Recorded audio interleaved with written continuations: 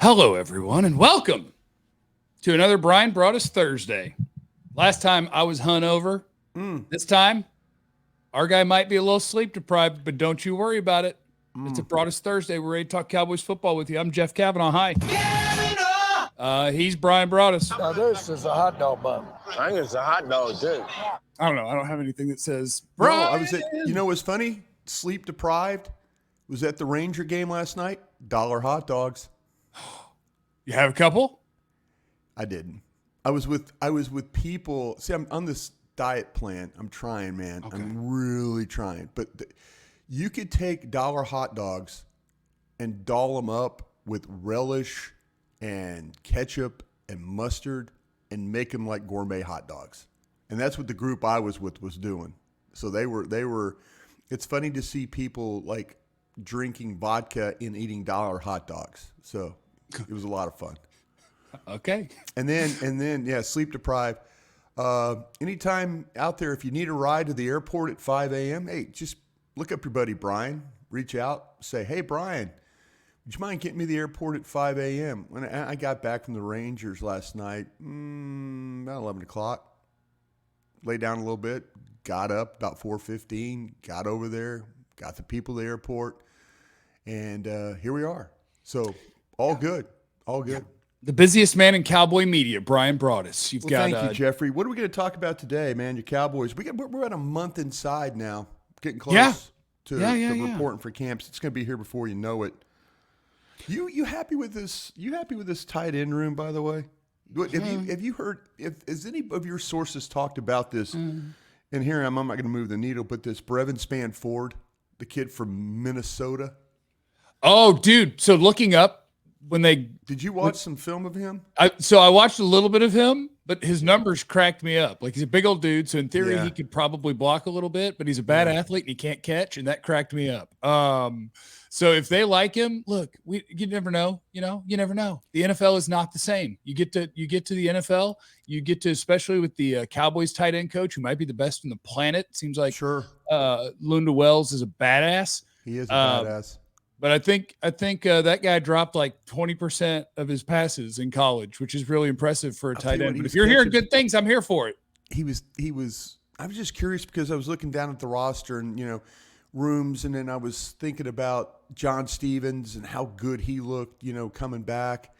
And then you're signing players, but you're signing two different positions. You're signing a corner. You're signing a linebacker. That corner, I believe, kind of tells me that maybe Diggs might not be ready for camp. That with signing Conley is a kind of a protect yourself numbers wise move, which I don't think they'd have to make, but maybe they're gonna walk Diggs into this thing kind of slow.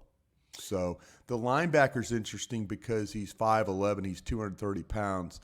Last time Mike Zimmer had linebackers like that kind of size, that short, was Coakley and Datwin, and he did wonders with those cats. And Kendricks isn't tall, is he? Like, Eric Kendricks isn't a big old dude. Not at all. Not at all. I do like the guys that you mentioned. Let's reset it in case Cowboy fans don't know, because the Cowboys have actually signed a couple of guys. One of them is Garyon Conley, former first-round pick of the Raiders.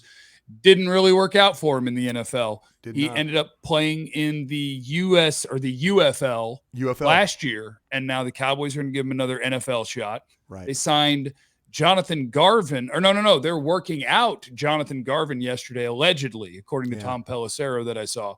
But they did sign, what is the UFL linebacker? Willie Harvey Jr., who was a stud in the UFL, which I got to tell you, I didn't watch. Yeah, but that's why you got me on these shows with you. Oh, I wasn't even going to ask you because I assumed you'd be like, what? No, I didn't watch the UFL tape. But you could ask people. No, Gang of Seven. I'm always going to go to Gang of Seven. These are the guys and gals that are covering the league, man. These are the pro directors and guys and gals that watch stuff. And so, with the linebacker, they were really fired up about him. Conley, they're kind of like, it's a shame with that size and his ability and stuff coming out. There's some warts about him. But the linebacker was really, Harvey was a guy that they're like, listen, he's short, he's instinctual, he's around the ball, he tackles well, he's going to be an excellent special teams guy for somebody. there was some real interest in him. He's not for everybody because he's 5'11", and so the Cowboys, I give those guys some credit over there. I just think that they do a really good job with the pro stuff of like evaluating, when they make trades or they pick up somebody. It seems to work out for them on that pro side. Alex Loomis and those guys, Henry Schroka, they do a good job with that stuff. And it's important this time of year because they had 4 roster spots and now they got 2 roster spots. But, if you're going out and getting one of the best players in the UFL and, they hit with the kicker, they hit with the kicker and they hit with Turpin, and so it might not be a move the needle type of a move where everybody's going, it's just guys, Broaddus, shut the hell up. A couple of these UFL guys have made your roster, and one of them has played a prominent role with that kicker. So the evaluation of whether it's arena ball, CFL, UFL, wherever they're playing football, if you can find a guy that fell through the cracks, you never know. And this linebacker, I was hearing a lot of positive things about him.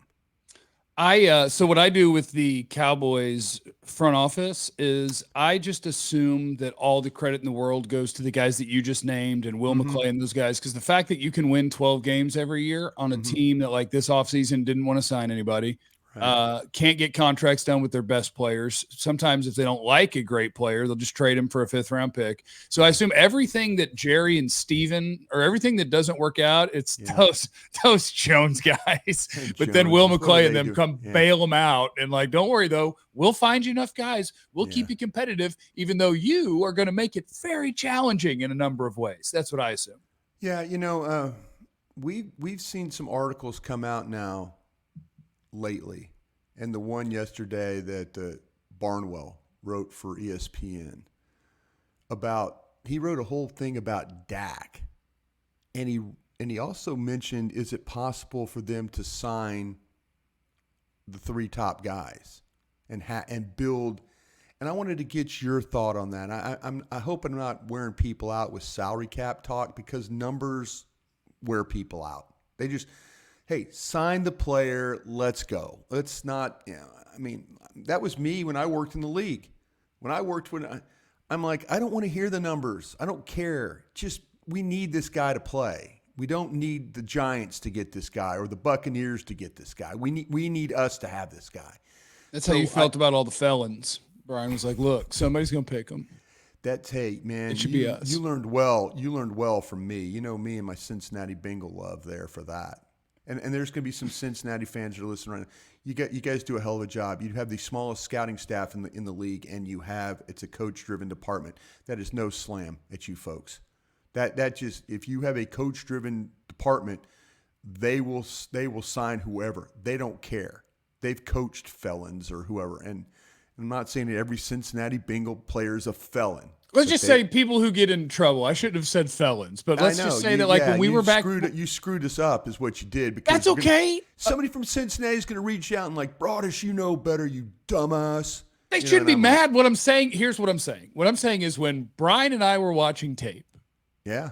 And we watched an Oklahoma running back that I liked a lot on tape. Joe Mixon. While we were watching him work out. I drove to Norman, Oklahoma. Me and Dane Brugler drove to Norman, Oklahoma to watch him work out. That's how much we liked him. Well, loved the tape. And I was like, oh, yeah. And he had the thing with the and he had the thing. And so I was like, all right, 2nd round Bengals, get ready. That's all I'm saying. I'm not saying it's a bad thing. I'm saying, no, I know who the Bengals are willing to pick. That's all I'm saying. They're the one team that look like they can play Kansas City pretty well. Everybody else trying to figure that stuff out. Yeah. But going back to, if I could ask you, you're good on team building. You do understand team building. But can you take a large portion of your cap with 3 guys? Now, Barnwell points out they tried it with the Raiders and it didn't work. And I believe the other team was Baltimore that they tried it with. I think that's right. And you're talking. So what you're talking about is three premium positions. Yeah, three set the market. Oh no, it was the Rams. Excuse me, it was the Rams. Cup, quarterback, Stafford, receiver, and defensive tackle. So it was Cooper Kupp, the defensive tackle, and then the quarterback. I think you can do it. It's just a matter of. But they say you don't make the playoffs. But see, the one caveat. I need to see his sample size. I don't think that the Dak, CeeDee, Parsons trio is gonna miss the playoffs. Of course, they haven't. You're right. They haven't tried it with those guys all making a ton of money. $133 million a year for those three. Yeah, that's about half of the cap. The cap 10 years ago was 136, I think. Well, yeah, but that goes up, Yeah, I know. I'm just saying. I mean, it just shows you how this game is involved. But let me go. I wish I didn't want to go back. See, but the thing about it is, Barnwell points out, and the one thing it kind of circles back to what we're talking about: Will McClay, college scouting staff, and pro staff. That they can now. There's been a little shine knocked off the Will McClay drafting thing. If you look at, the Schoonmaker, Mozzie Smith, we'll see how it plays out. We'll see how it plays, But it used to be just an automatic. Boy, they really draft well, and nobody was going to fight you on that. Yeah. Now it's like, well, hey, Brian, wait. What about this one? What about Taco Charlton? What about a Woozier? What about, I mean, they're gonna hit you with, they do. I think they draft well. I think that's the one reason why I don't think the Dallas Cowboys will ever be bad. I don't think they can tank because they'll always find players. They will find players. Now, will they find the quarterback if they let this one go? That could be the one that takes them down. Yeah, and I think it is definitely possible to keep all three, despite the fact that they're all going to be very top of the market money. And I would say I think it's likely that they're going to keep all three. I don't know. I just can't. I'm like 51% on Dak of a no. On a no? You lean to the no? Yeah. All right, steak dinner bet. Sure. I mean, yeah. I'd love to buy you a steak dinner if they sign the guy. There's people out there that don't like this guy. They don't. They would be happy if he goes away. Folks, trust me, I live the era of Chad Hutchinson and Henson, and guys that, Wright and guys. A lot of Yankees pitchers. Yes. Drew Henson, folks. Go back and look at the teams we had in the early 2000s, and it was without a quarterback. Parcells came in. We had Quincy Carter. Quincy Carter wasn't any good either, but Parcells is that good of a coach, and he took a collection of guys and some of his own guys and got in the playoffs. No, I get it. I get the Dak debate because I get there's people that hate that man. Well, no, but they're silly, and I don't worry about silly people. That's the thing is I don't got time for silly. I have time for saying. I've seen a lot of him in January, and a lot of times it's not great. 2-5. And I've seen, I just think you have to be a believer that unless it's Mahomes or whoever, I would rather try to stack my team and just kind of get the job done at quarterback. That's the only anti-Dak argument to me that he's not good. That's just silly. That's silly. You don't want to spend $60 million on a quarterback.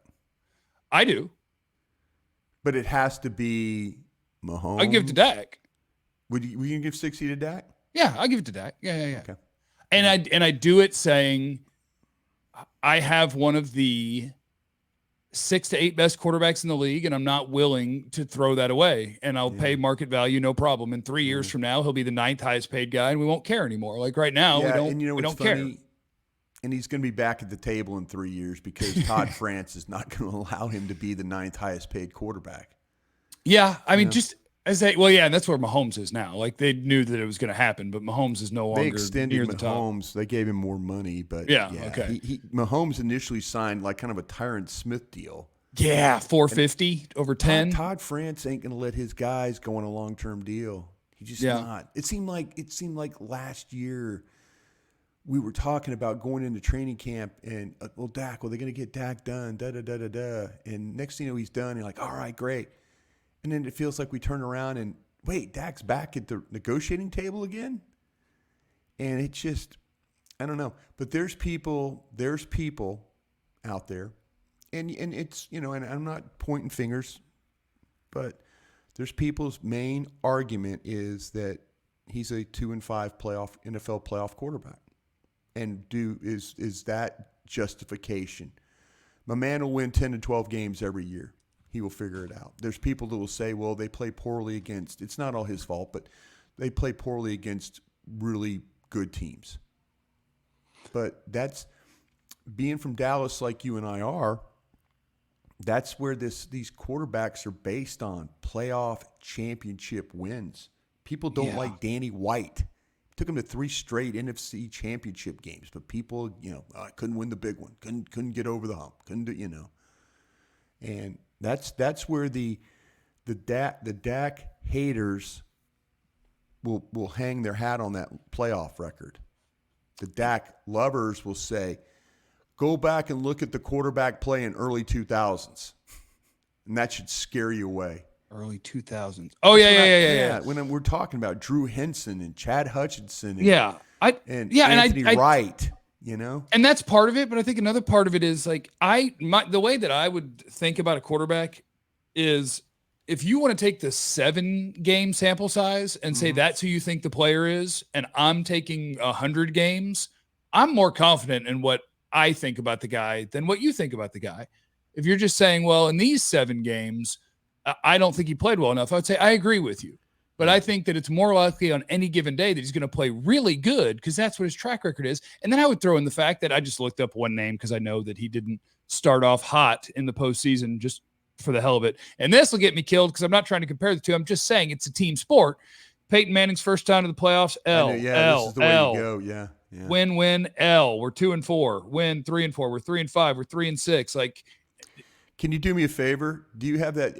Are you looking at NFL? Are you looking at the NFL? I just looked up his Pro Football Reference page on Peyton Manning. Can you tell me who those losses were against? I'll tell you this. I think his losses are his early ones are a lot worse than Dak's because Dak's is always the other team scoring 30. He lost 19-16 to Tennessee. Who were the teams? Who were they playing? Tennessee in 99. Tennessee was probably, Tennessee, that would have been probably McNair. Yeah. Miami in 2000, 23-17. So right now we've scored 16 was terrible. and that 17. That was like a Jay Feely game or a Fiedler. Fiedler, yeah. Yeah, I think it's the last time that Miami's won a playoff game, to be honest with you. 2002, they lost to the Jets 41-0. That would be is that a Vinny Testaverde special right there? I don't know. My years are bad. When was Mark Sanchez? Way later? Might have been. You know what? It might have been Mark Sanchez. Because Vinny Testaverde, he played quarterback for us in 2004. That might have been. Yeah. That might have been in that era. Yeah. And so here's all I'm saying is that at that time, I think we all knew Peyton Manning's a really good quarterback. I was thinking he was playing. I thought he was playing Tom Brady every week. That's where I thought the losses were coming. Oh. Yeah. And so I think, I don't know, that's kind of my point is team game and small sample size is not going to dictate who the guy is. Like after that would be 4 years into his career if they made the playoffs in his first year. And they did his first year I saw him, they were 3-13, I think. So he's at least 5 years in the league. He's been to the playoffs 3 times. They've gotten beat all 3 times. Twice, they've never scored more than 17 points. Do we think at that point, 5 years into Peyton Manning's career, that he's not going to be able to get it done in the playoffs? No. Oh, so why do we do it? Why do we do it to Dak? It's a good argument. It's when they lose playoff games, they lose. The other team scores 30, and we talk about Dak. And it's a team game. There have been some games. Some of those San Francisco games. He needs to be better. He has not been good enough. The first San Francisco game, they played great on defense and didn't get it done. Sure, he's had opportunities. I'm not taking everything off of Dak. I'm saying I think it's more likely. Trying to be fair on both sides. Hey, right. I think if you go line him up. Tampa Bay was one of the best playoff performances I've ever seen a Cowboy quarterback play in. Yeah, I just think that he's a really good quarterback, and the next time they line up in the playoffs, I won't be expecting a bad game. And I think it's just you're going to play team football, and hopefully you have a good plan, and hopefully the quarterback plays better, and hopefully you play some defense, and hopefully we can win some games, because otherwise people keep getting mad about having a good team that runs into a wall, farts, falls down, and then we just go blame the quarterback, and that's fine. Because here's the other thing. You know what's really fun? I love off seasons. I love drafting. I love scouting them up. Mm-hmm. If they did get rid of Dak, it would be fun for me. I'd have a lot of fun trying to find the next guy. You hate quarterbacks, Jeff. Don't lie to people. I kind of hate quarterbacks. That's because I've never needed a quarterback. You're lying. You're lying to people right now. I hate quarterbacks because we've never needed a quarterback, and I hate doing stuff that doesn't serve a point. So when I'm sitting here breaking down quarterbacks, I'm like, they don't want one. They don't need. What do I care? You know, when we first got in it, I couldn't let down Bryan. So you had to lock in on every player. What? But eventually you get about 7-8 years into this thing, and Bryan starts finding out. You're like, I don't quarterback. See, sure. That's the thing about it is that the quarterback thing, that's the one that everybody remembers when you're a scout.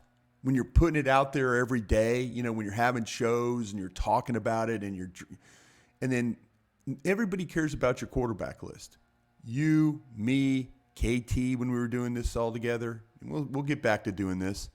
But the thing about it is, it's just so it's the one thing people remember. They don't remember anything else. They're like, oh, you like Blake Bortles. Oh, you liked Johnny Manziel. Oh, you liked, they remember that. They don't remember the ones you hit on. Yeah. They all remember the ones. And you're right. There's times where you're like, man, I don't want to look at these quarterbacks. I don't want to look at it because of that reason. Quarterback's hard. Because everybody's going to look at you and go, you're a bleeping idiot for thinking that's the order of these quarterbacks.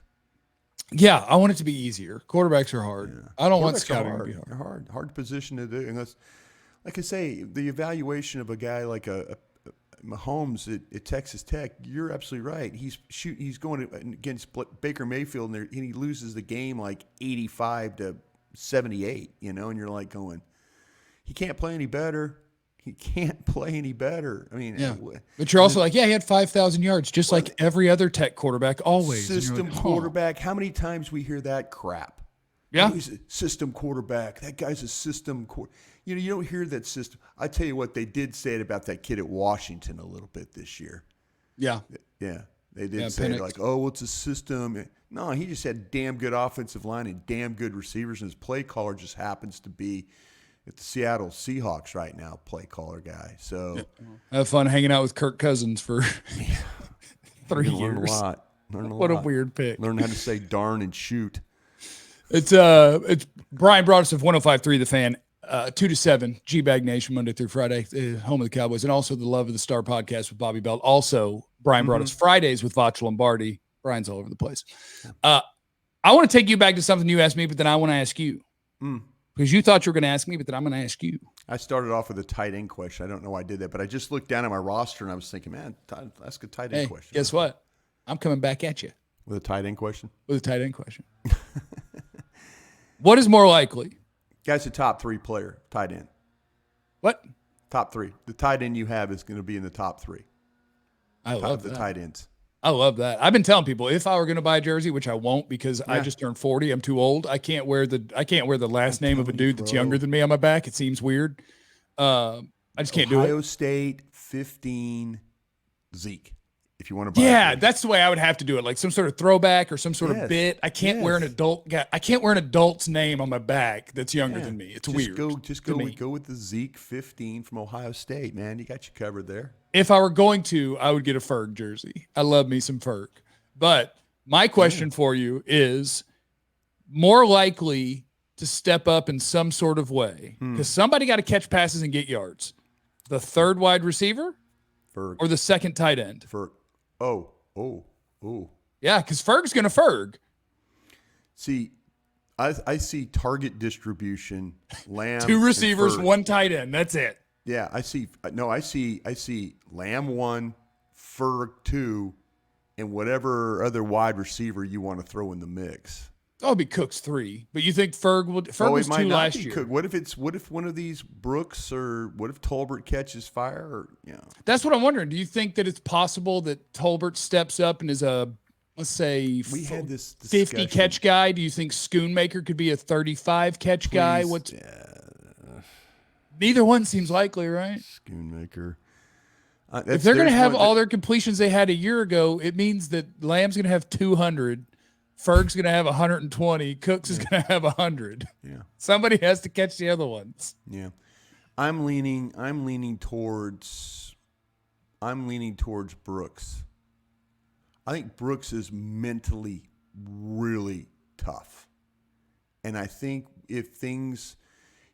when we get to Oxnard, I think Brooks to be the receivers that make this team, you have to put together. It's a long camp too. It's a 4-week grind out there on that. I mean, it's a beautiful place to practice and all, but for 4 weeks, those wide receivers and cornerbacks probably are under more pressure, and I mean pressure in a way of they run the whole entire practice, running every day, and that hurts.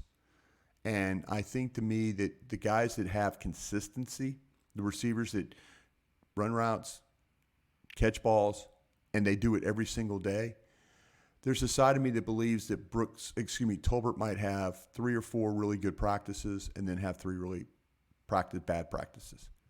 Where I think Brooks, on the other way, I think he is more of a mentally tough guy. And I think that he's going to put together a bunch of really good practices. And then everybody's going to be talking about him, and then he gets I think he's got a really good shot to be the third receiver here. Nothing against Tolbert, but I just think that if you gave me a choice between one or the other, I think Brooks is going to show up this summer. Brian, you're a former not teammate, your fellow LSU Tiger Damone Clark led the Cowboys in tackles last year. Will he be in the top 6 this year? Okay, this is the problem with LSU players. And by the way, go Tigers! Go Tigers! I'm more of a Miller Lite and draft show guy. Yeah, I almost, if I'd have worn the shirt, we'd have been like the Ryder Cup. I think you're probably going out and playing golf, and we get done with this. I am going to play golf. Right, yes. There you go. It's good. They're good golf shirts. They really are. They're lightweight. They're good golf shirts. Yeah. Damone Clark, us LSU folk, we're a little slow sometimes. A little slow. And I think that what hurts him, he is going to, now maybe things pick up. He needed Leighton Vander Esch really badly. And so when you start to talk about read first, then react kind of a thing, he was a little slow on that. And maybe these linebackers with Leofau, what we've seen, and we've talked about a lot about Leofau because that's the one we're focused on, because was Leofau or the running back. That's where my focus was going to be. You got 2 of those guys. That rookie reads quick. I mean quick. The thing with Clark that might set him back, not might, or has set him back, is he just doesn't see things quick enough.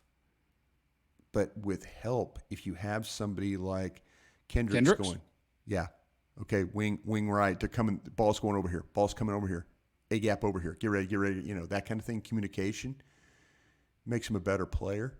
So Clark, yeah, I'll guarantee you one thing, Jeffrey, we ain't going to see safeties playing linebacker anymore. Oh, we got some linebackers now. And that's nothing against Bell. Bell did the best he could. If you told me Bell led the team in tackles, I would believe you. I think he was second. Yeah.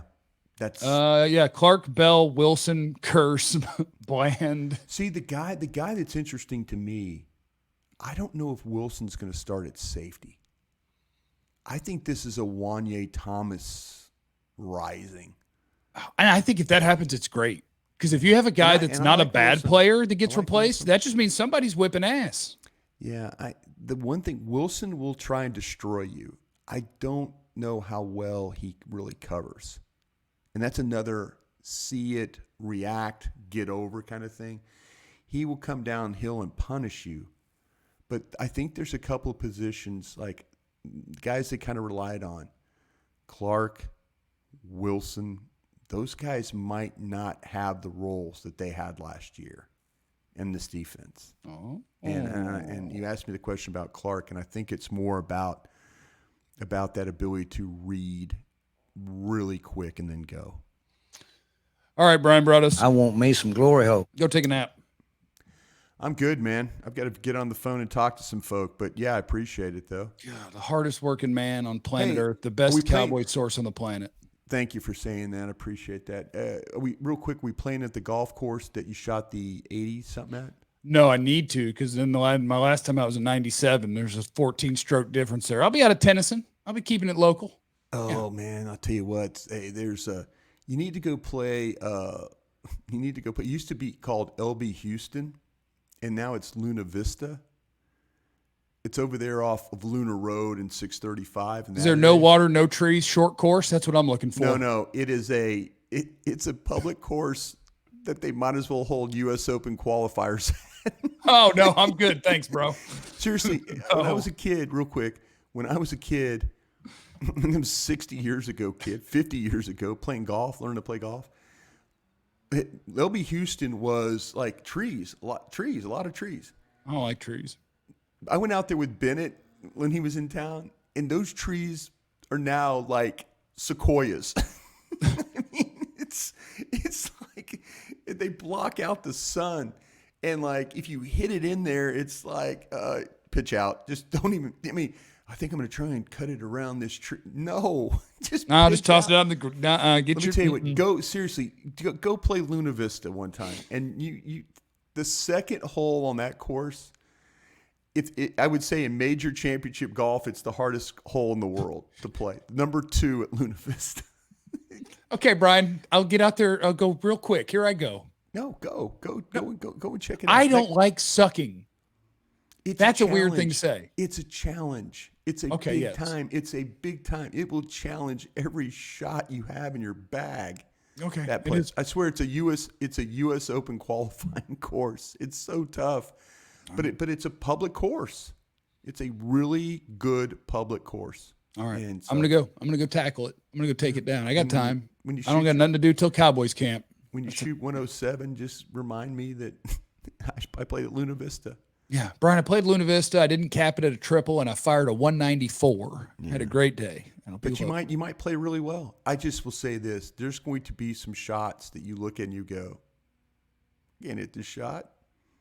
I mean, I can't hit this shot. I mean, I'll hit a 70-yard tee shot on purpose just to not have to carry a creek or something. Like I'll lay up on a tee shot. If you play this, wait till you see number 2. Right. The indecision of standing on that tee, you'll start laughing. You will. You'll probably par the first hole, good straightforward hole. Number 2 is you'll take an 8. That's how it. I'm serious, Can't wait. Man. Come back here later for a full report. Yes. I'll tackle that course, Bryan. I love you. Have fun. Love you too, brother. Be well. Thank you. Go to sleep. Remember, you have no idea what anyone's going through, so be cool to everyone. We love you. Be easy.